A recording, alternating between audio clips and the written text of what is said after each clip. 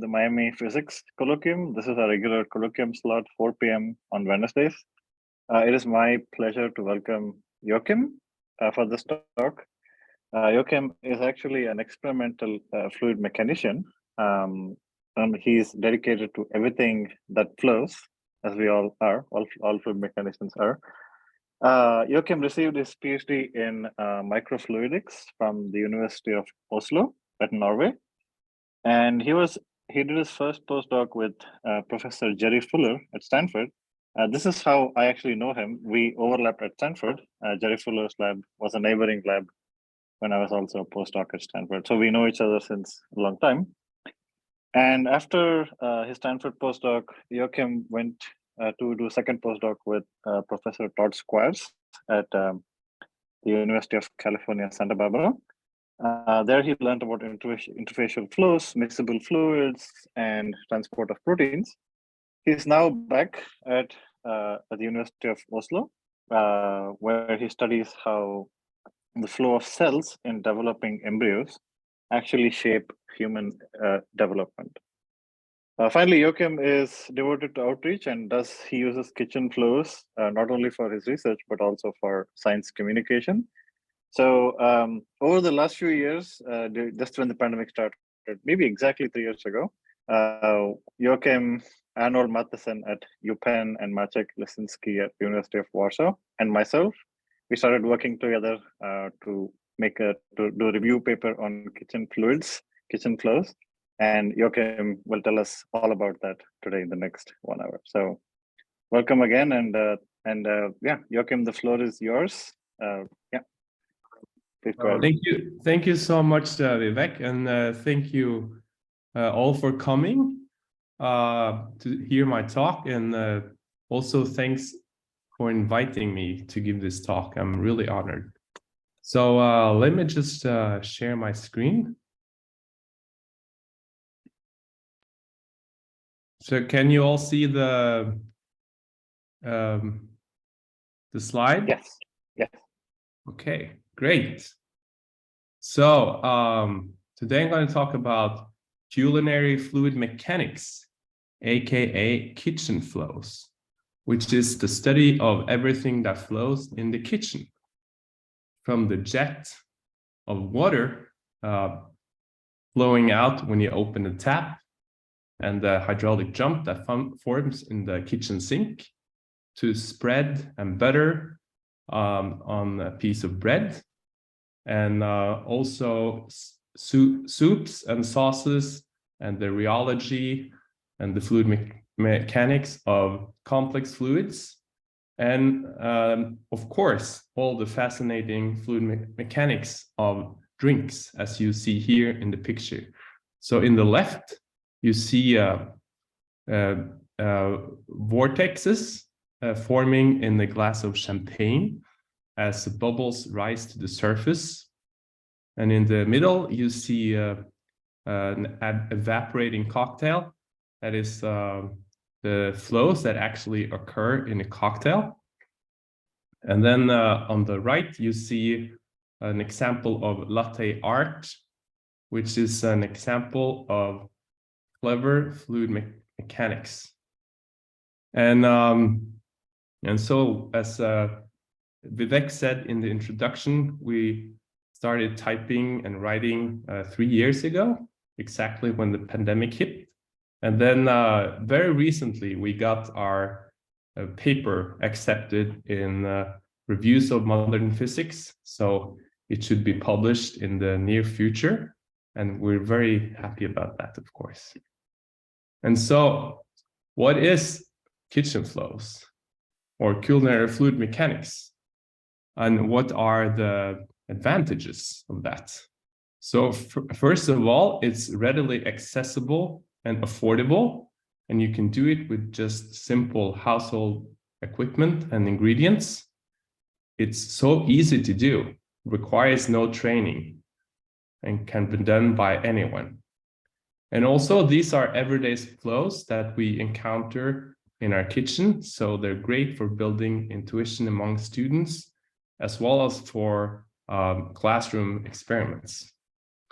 Not the least, It's a rapidly growing field and a very active topic, in fact, leading to numerous scientific discoveries. It's also led to a number of engineering innovations, such as the autoclave, which started with the pressure cooker from the kitchen.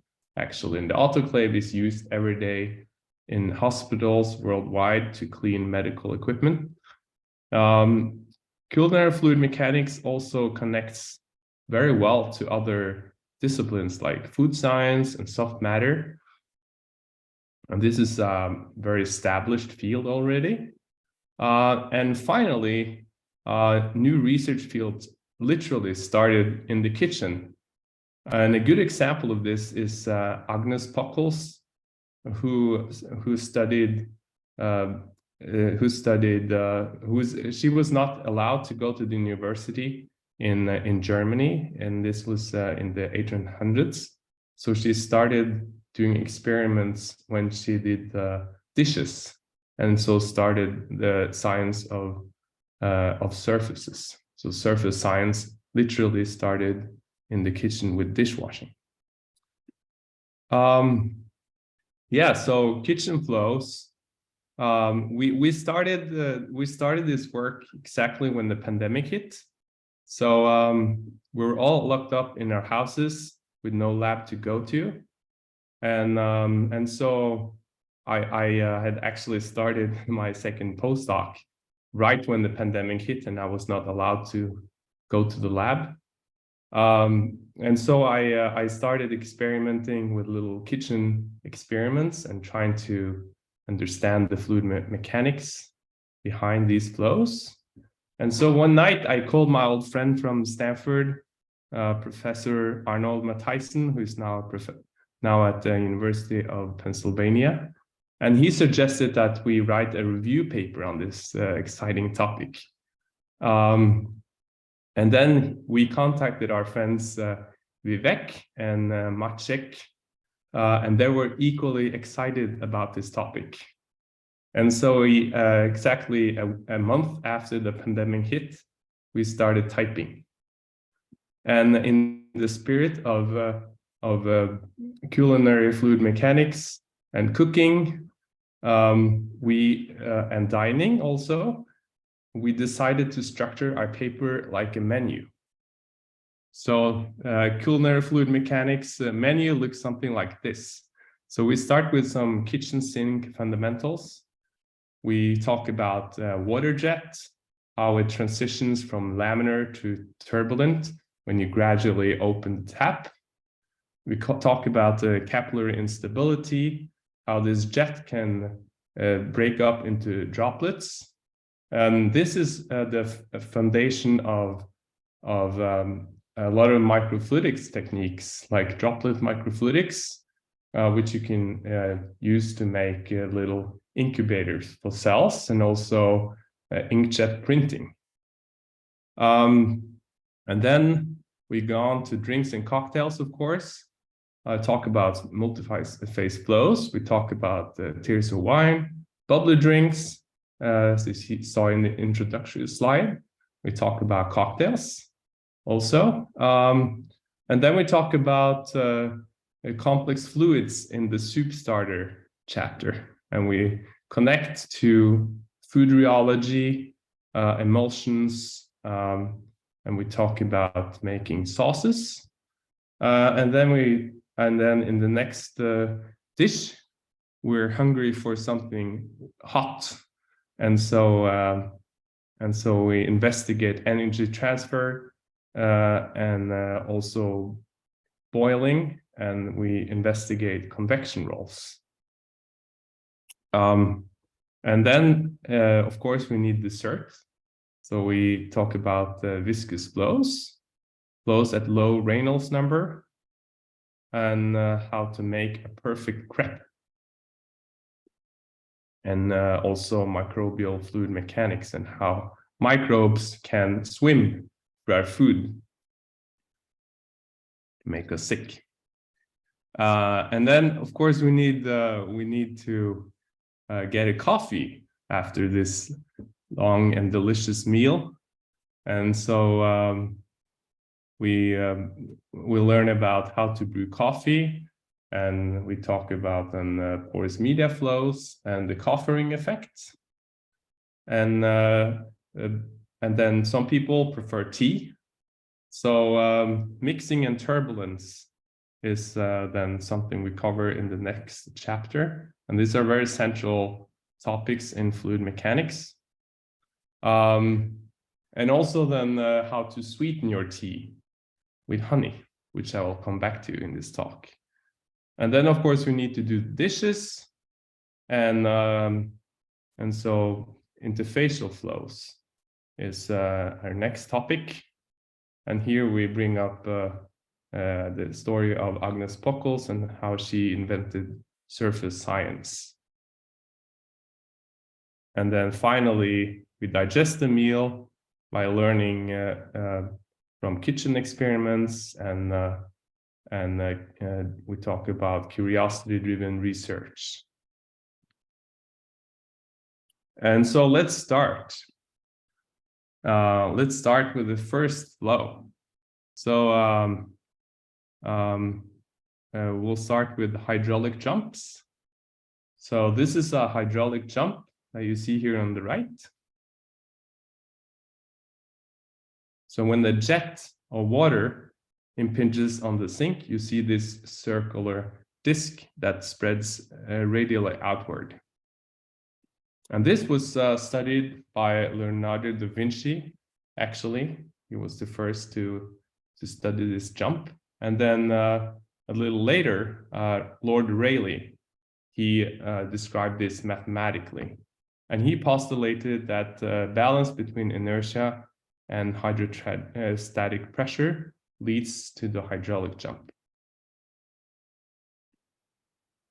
So in other words, we expect a jump to form when the fluid number exceeds 1, which is defined as the square root of inertial forces and divided by the hydrostatic pressure force, which is essentially the weight of the fluid.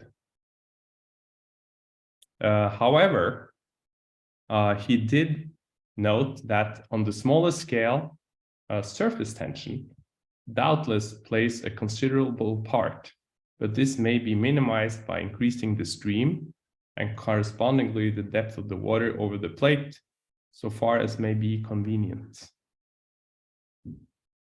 And then a lot of research was done in this field, but most researchers concluded that surface tension is not important. But then about 100 years later, Rajesh Bhagat from Cambridge, he did another study where he produced strong jets with different orientations on glass slides, and he saw that the orientation doesn't matter, doesn't impact the radius.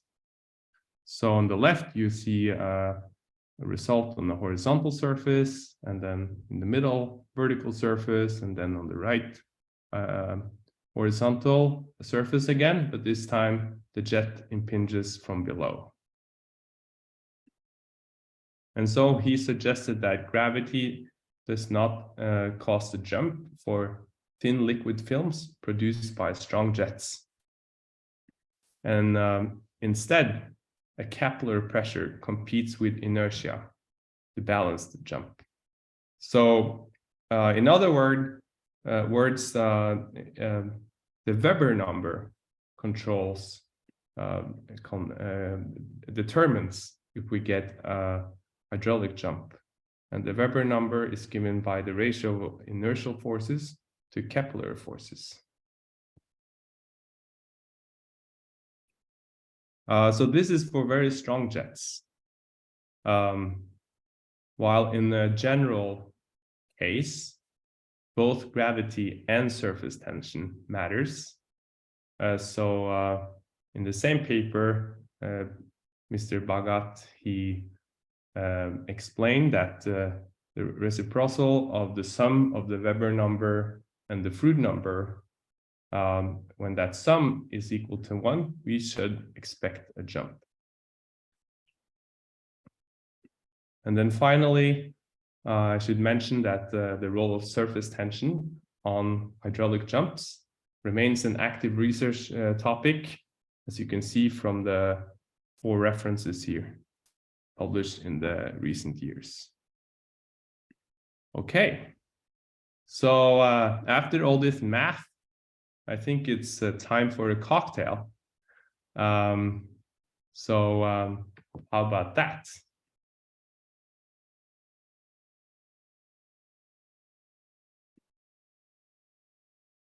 So let's play a video.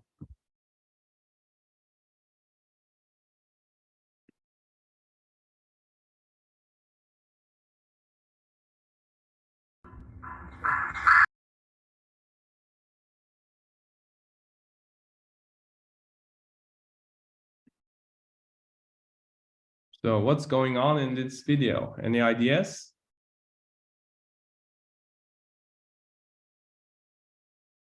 Any suggestions? So let me give a hint. The alcohol is getting evaporated and the water concentration is increasing with time in the lower regions.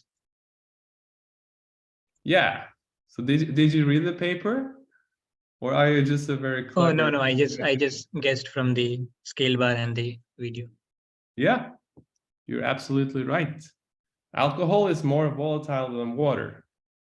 And so it's kind of a Marangoni flow, I see. Sorry? I feel it's kind of a Marangoni flow. Yeah, so that's a good observation. There's also a little bit of Marangoni flow here. So that's when you work with hydrodynamic instabilities, it's hard to isolate one without getting to another one as well. But the main hydrodynamic instability here is actually the Rayleigh-Taylor instability. So as alcohol evaporates more rapidly than water, that top surface gets saturated with water, and since water is more heavy than alcohol, then it gets unstable under its own weight, and so starts to plume through a Rayleigh-Taylor instability. So these are called evaporating cocktails, and this video won the prize at the Gallery of Fluid Motion contest, which is not surprising given its beauty. Yes, finally, fluid mechanics mixes your drink for you. So you don't have to stir, you can just wait. As it turns out, your drink does not have to be alcoholic, and you can do this with mocktails as well. And in fact, I actually did some research on this myself while at Stanford. And so in this research, we looked at aqueous polymer solutions. So here, water is the volatile component, and then that builds up a layer of polymers at the top, which then becomes unstable and starts to plume.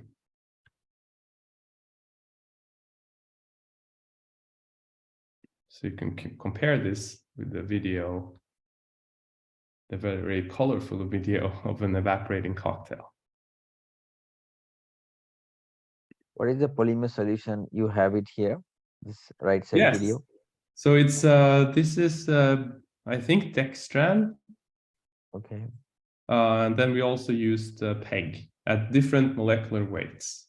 So we varied both the concentration and the molecular weight. And then we were interested in the onset of pluming time. So how long does it take before it gets unstable? And so we developed a little theory to predict that, which we then compare to our experiments.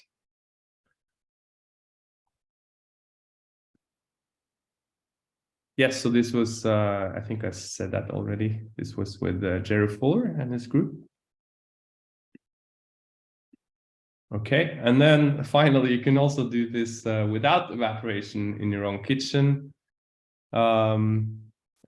This is great for teaching purposes. So here you have a jar of water and then another jar containing water and dye. And then you just flip it upside down and then you get these plumes. Okay, so let's move on to desserts and in viscous flows. So how do you make perfect crepes? We're going to talk about now viscous gravity currents. So how to make a perfect crepe? So perfect crepes, they are made by knowing a little bit about fluid mechanics. Viscous gravity currents, those are driven by gravity, as the name suggests, with viscosity slowing the rate of spreading. And so, in fact, Herbert Huppert, he made a scaling law in 1982, which is used widely to describe the spreading of viscous gravity currents. And so why not use this for pancakes?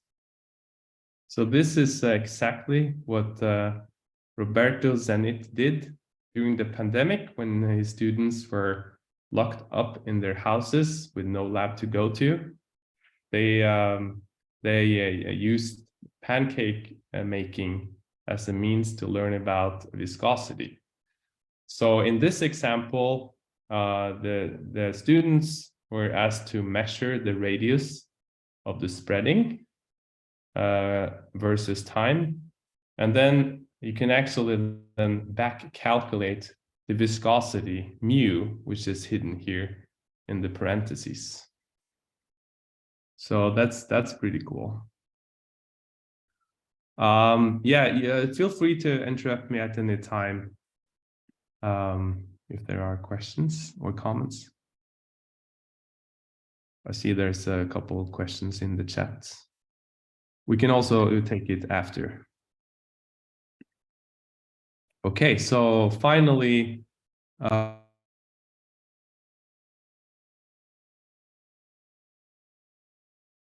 mic is muted. Sorry. okay. When did it mute? Just now or? Just now. Yeah. You're fine. You're fine now. Okay, Sorry. good. Okay, so I apologize to the coffee lovers. We're gonna skip the coffee in the interest of time and go directly to tea and sweetening with honey.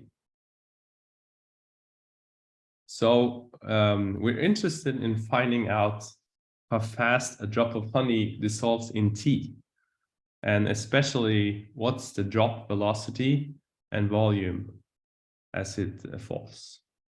But then you can also ask the opposite question, namely, what's the dynamic of a water drop rising through honey or another viscous fluid?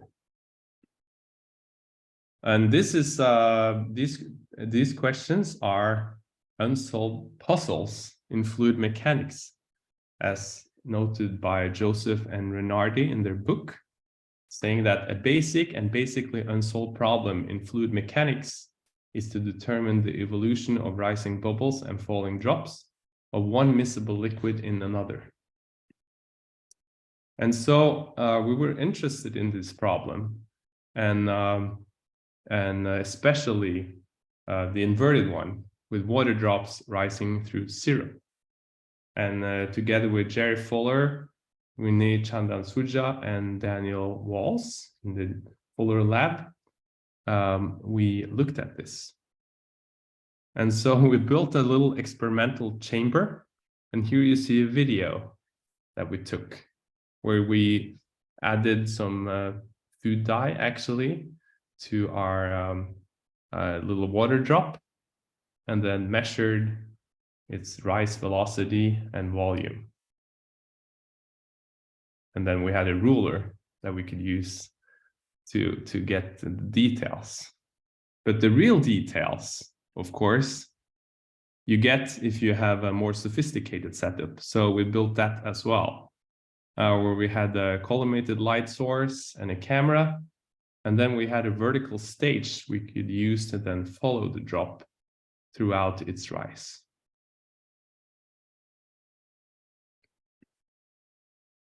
And so the experimental parameters are as follows. We have water drops between 1 and 10 microliters that we produce using a syringe and needle. And this means that the drop diameters were around 1 millimeter. And the drops, they rise then through glycerol or syrup. And since they're pushing against a very, very viscous liquid, the Reynolds number is much, much less than 1, meaning that this is a Stokes flow. And then you can also calculate the approximate velocity, which then is integral, which is then part of the Reynolds number from a balance between buoyancy and viscous drag.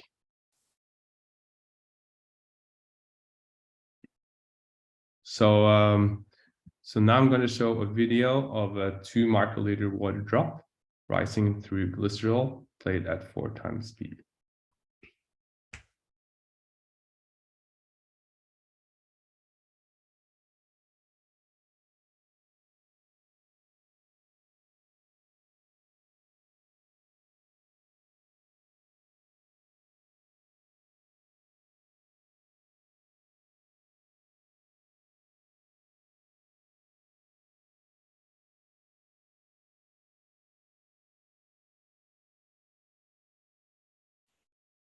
Okay, so we fast forward a little, and now it looks like this.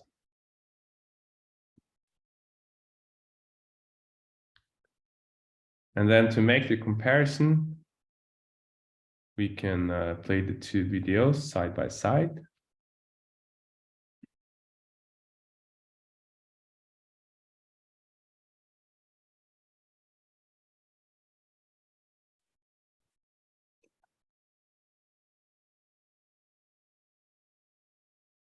So what do we see?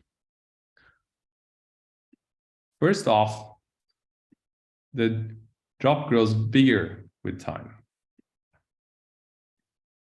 And we can plot this for both glycerol and corn syrup as the ambient fluid. So here on the left, you have the volume of the drop scaled by the initial volume. And then glycerol is indicated with open symbols and corn syrup with filled symbols. And then on the x-axis, you have time, which is then unscaled. And we see that on the short time scale, we have a slow growth. And then after a critical time, between 10 and 30 seconds, we have a rapid growth of the volume.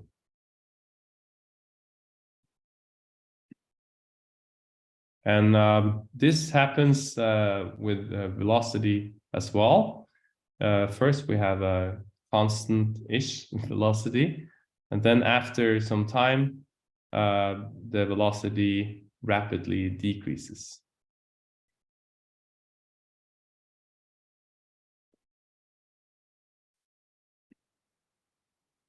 So note that here also the time scale is the time axis is not scaled, while the velocity here is then scaled by the initial velocity.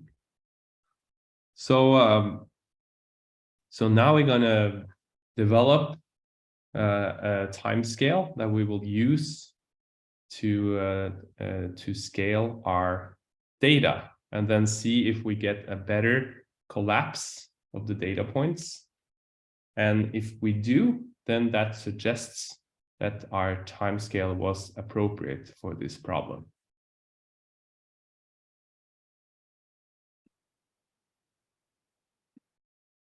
So so to compare, we're first going to look at the stationary drop with no flow.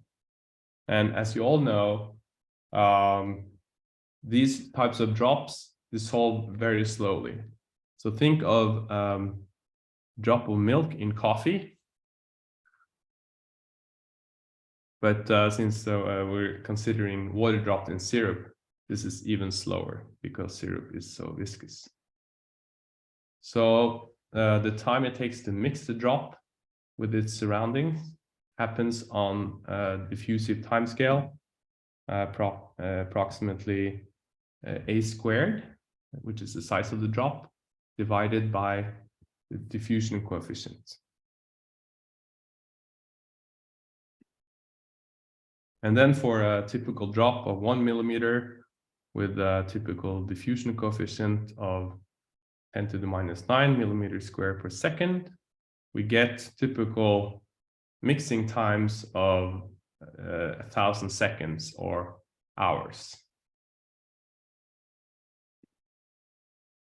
And the reason why this takes so long is because the flux of syrup into the drop is so slow, which is because the concentration layer spans the entire drop. And it is the concentration gradient that gives the flux. So now let's compare this to rising drop, as in our experiments. So with the rising drop, instead now you have a concentration layer which is much, much thinner due to the flow, because it cannot grow because it's wiped away by the surrounding flow. In fact, Andy Akrabus computed the approximate scale of this layer, which is given by this formula. It's proportional to the size of the drop times the Peclet number to the power of minus 1/3, where the Peclet number is the ratio of convective mass transfer, so mass transfer by the flow, divided by the diffusive mass transfer, which is just molecular diffusion. And this is a pretty high number, around 10,000 for the current problem. With this thin concentration layer, then we end up with a much, much higher flux into the droplet as compared to the drop without flow. So now let's see what this means for our time scale and how much time it takes to mix the droplet with its surroundings. So without flow, we have the time scale for pure diffusion given by a squared divided by d, where a is the size of the droplet.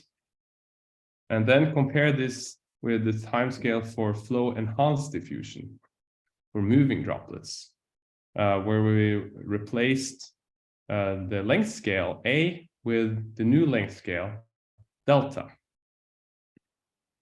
And then if we substitute for delta, we end up with this expression, where we can factor out a squared divided by d, the diffusion coefficient, which we recognize as this diffusive time scale.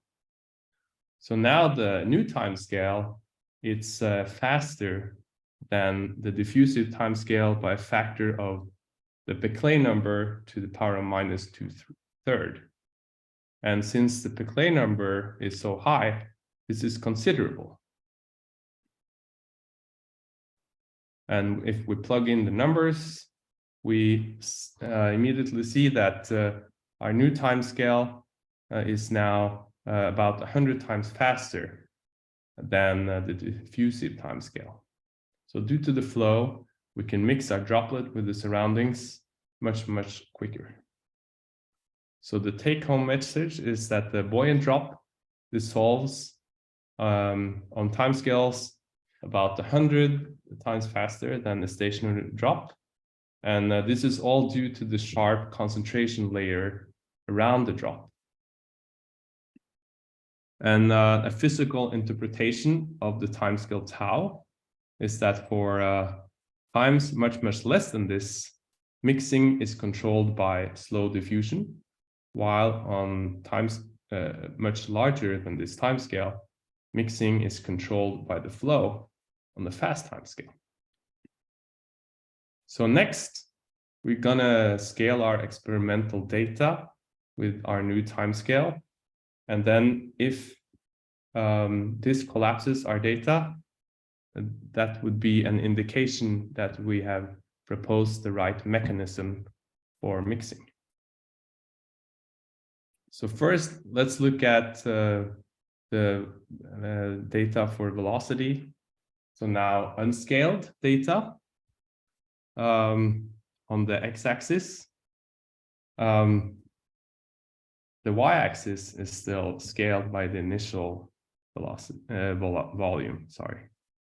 So if we now scale the data with our new timescale, we see this. The data nicely collapses onto a single curve.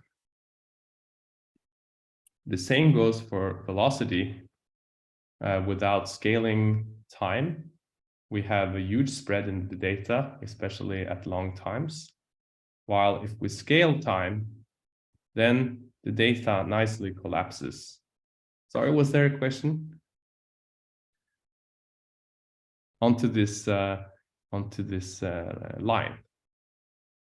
So this indicates that our proposed timescale is appropriate for this problem.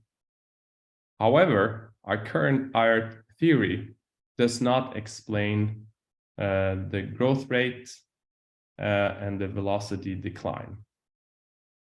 So after I left Stanford, I contacted the Norwegian mathematician, Professor Nordbotten, who then, in concert with me, we developed a theory to explain these power laws.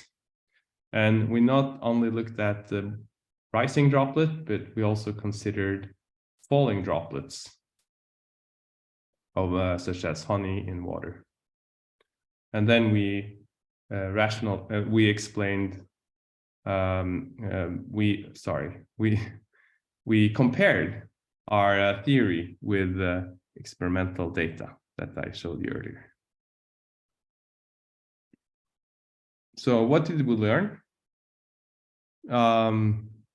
So this is, I think this is funny, using, of course, Winnie the Pooh, because he loves honey, right? The flow field around buoyant drops increases the mixing rate by a factor of 100 or more. And this is all due to a sharp concentration gradient around the drop. Flow enhanced diffusion kicks in after a critical time, which we can predict. And then the power laws, which I did not go into in too much detail, are explained in our recent paper. And finally, and most importantly, kitchen flows can teach us a lot about fluid mechanics. So hungry for more? Check out our 2 papers. So this was my own research on kitchen flows and culinary fluid mechanics. But of course, there's a lot of activity in this field. And so during the APS DFD meeting, which is the largest meeting in fluid mechanics, in 2020, during the pandemic, we arranged a special session on kitchen flows, where we invited speakers to talk about their research in this field. So this was a lot of fun. So we had Rajesh Bhagat from Cambridge talking about the hydraulic jumps that we covered earlier. We had Jerry Fuller talking about miscible flows, and Pierre Collinet from Brussels talking about evaporating cocktails and other binary fluids. We had Alban Salre from UC Santa Barbara talking about how to avoid clumps when making a dough and granular flow. And then we had Jan Vermont from ETH talking about beer, bread, and breaking up and interfacial flows. And then finally, we had Roberto Zanit from Brown University showing us how to learn about viscosity when making a pancake. So this attracted some media attention, which is very exciting, from Science Daily, Times Higher Education, and APS News. And also the editors of Physics of Fluids, based on this, contacted us and suggested that we make a special issue on this exciting topic. And so we did, and we received over 30 papers on kitchen flows from near and far, connecting to rheology and education. So we had, here on the left, you see an example of washing of vials and how you can, and a study on how you can avoid getting wet.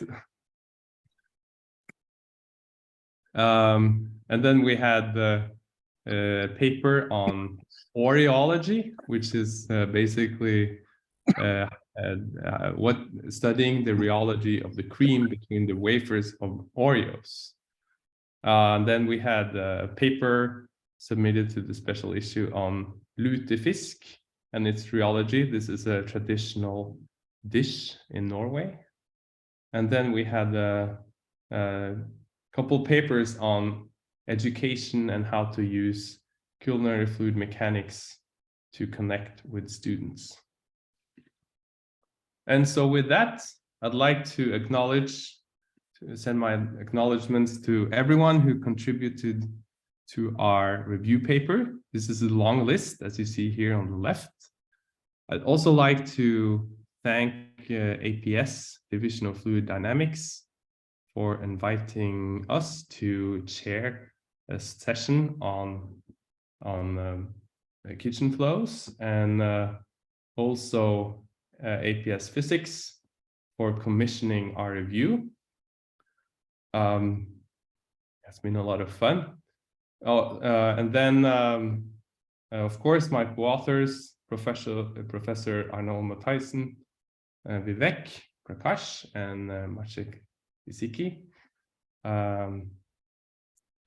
So with that, I am excited to take questions and hear your comments. And then finally, this is our review paper QR code that's on arXiv that you can check out, and also the guest editorial published in Physics of Fluids. Yes, thank you for your attention. Perfect. Thank you, Joachim, so much. This is fantastic. Yeah, we can take questions now. I think what we'll do is go through. There's one in chat, so I'll just read that out. Then everybody else can just ask questions. So this is from Thomas Michaels. The first question is, he would not drink a mocktail with PG or dextran. But could you do one evaporating mocktail with ingredients that you can actually drink, like a fruit juice? Yeah, good question. So we actually did these experiments even before I started thinking in terms of kitchen flows, and so pegdextran solutions are not good to quench your thirst, right? But basically, any binary solution where one component is much more volatile than the other, you get pluming. So you can get, say, with just sugar in water, such as in a mocktail, you get this nice pluming. So the answer is yes. Great question. Yes, go ahead, Shazeen. Shazeen raised her hand. Go ahead. Hi. Thanks so much for the great talk. I missed Thank the you. beginning. I'm sorry because I was traveling with the kid from picking up school. No worries. I was wondering, so you mentioned a lot of the analytic solutions that you compare your experiments to, and I was wondering if you also do simulations with actual. Yeah, good question with the droplets, right? Yeah, so we have a lot of these in astrophysics, exactly, even Rayleigh-Taylor instabilities, Kelvin-Helmholtz instabilities, and we model them using smooth particle hydrodynamics and other moving mesh codes. And I was wondering if you compare these kitchen flows to actual simulations. Yeah, so another great question. Yeah, so we have actually started a collaboration with researchers from the US and China on this. But I haven't asked their permission to share any data, so I don't want to give away any details on that. But yes, we are looking at that. And then we're very interested in, for example, seeing the flow field within the drop, which is not accessible from the experiments. Oh, super. Look forward to seeing that. Thank you.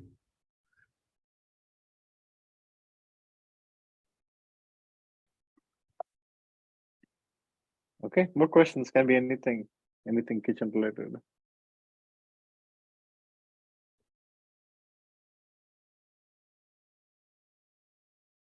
Anything I forgot to mention, Vivek?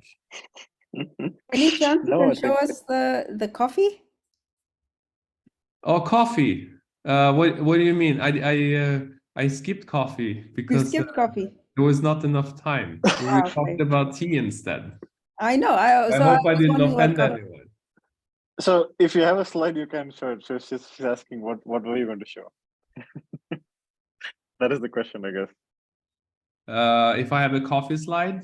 Yeah. If you have a slide on coffee. Yeah, here's the coffee slide. On the right, you have latte art, which is of course coffee with milk. Let's see. I can. I mean, we have some simulations. Not myself personally, but the code that we use. They have a spoon stirring some coffee. It's in SPH we have it, and also in a moving mesh code, a repo. Oh, So cool. that's why I was wondering about the coffee one. Yeah. I'll send yeah, so Vivek. we write about coffee in the review paper. Okay. Yeah, it's all in there. We should cite these papers. Maybe we don't cite them right now. Yes, absolutely. Maybe we need to write a new paper with more reference, because we only have 1,000 references. So. But I will get these references to you. Yes, there's okay. Thank you, Shazeen. Yeah. There's a question. There's a hand from someone in the audience. Can you read out the question, Vivek? You're muted, actually, Ramesh. Sorry. You're muted. Yeah. So sorry I don't about know that. why that happens. Can you ask so me to unmute? yeah, so now you can hear me. So thank you very much for the brilliant presentation. And it's a very, it's a nice article, like someone who has read fluid mechanics, you basically have gathered all the information to make it more interesting for the general audience. Now I know that many people would be interested to study fluid mechanics after reading your paper. So Thanks for uh, saying that. yeah, I mean, it's very fantastic. I would say that. But one thing I was thinking that you made a coffee, but then there was another thing which was kind of missing to me was like something called a coffeeing effect. So if you basically drop a coffee on any glass slide or any surfaces, you see that once Yeah. the droplet evaporates, it basically the particle goes at the like around the periphery, and it kind of forms a ring, and it which is like a very famous effect called coffeeing effect. And there is I think I forgot his name. I think he's from University of Chicago. So he has made some significant contributions. I think around 1995, 1996. Yeah, Ron Larson. Sorry, Is say it it again. Ron Larson? No, I think. I mean, okay. So the paper is by. I think they are the first author, but then I think the corresponding author of this paper is. Uh, what is his name? Anyway, Chicago. that's okay. Yeah, sorry about that. But yeah, So that is could have this been. with alcohol or no?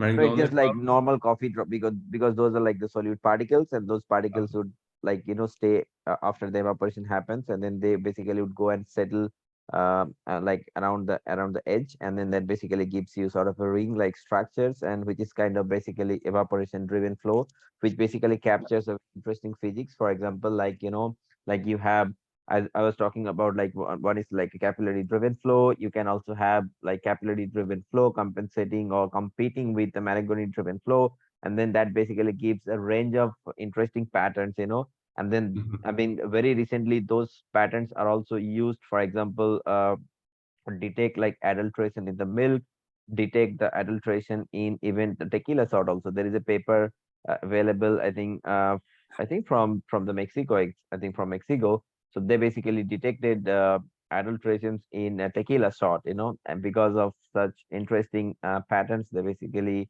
Oh, live after the evaporation happens.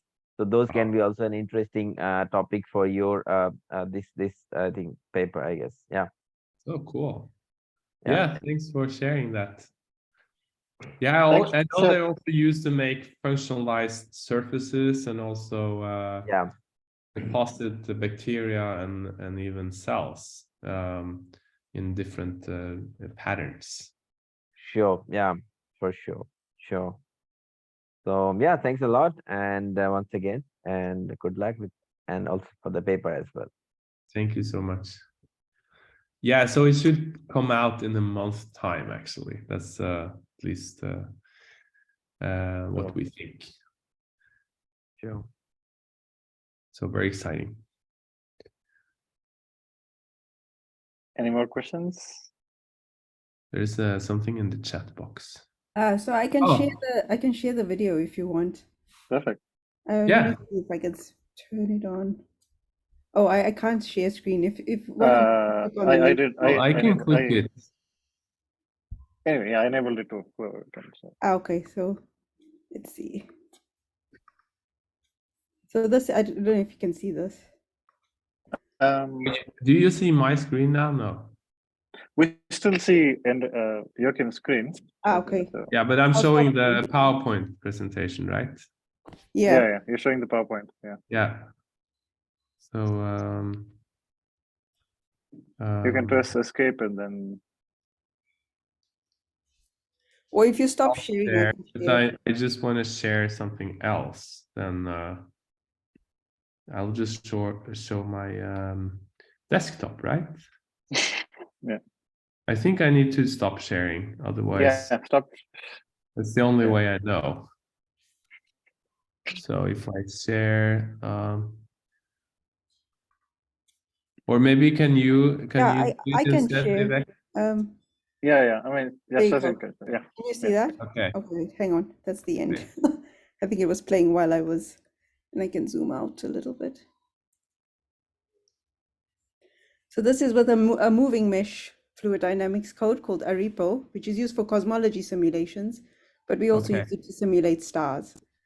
And you have some wow. boundary conditions which you use to model the spoon, and you're stirring some coffee. I forget the details, but I can see I'll send the paper and the. So It's done cool. also with SPH as well. It's sort of a nice problem that they usually have for their code. Wow. This is amazing. Yeah. Thank you. Cool. We have a section on coffee, and we do discuss the coffee thing, and we do discuss mixing. So I don't know if you cited this paper. We should definitely try to add this in, hopefully, if we can. That's so cool. Yeah. I guess one of the strengths of kitchen flows is that you can, it's really easy to do a measurement. And so then if you work on theory or simulations, then you have something to compare that with without having to go into the lab and do tedious experiments. You can just do it when you have your coffee. Yeah, I think it would be nice. I mean, even for testing our codes, we would want to constrain some parameters in the codes, and then actually we would want the experiments as well as the as the codes. And so yeah, it would be a nice link. Absolutely.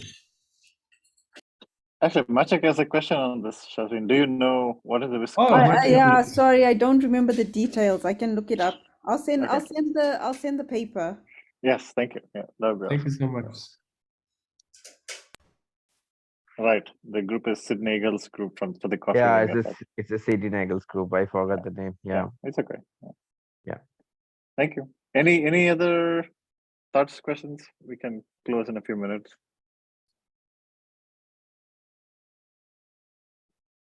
Comments?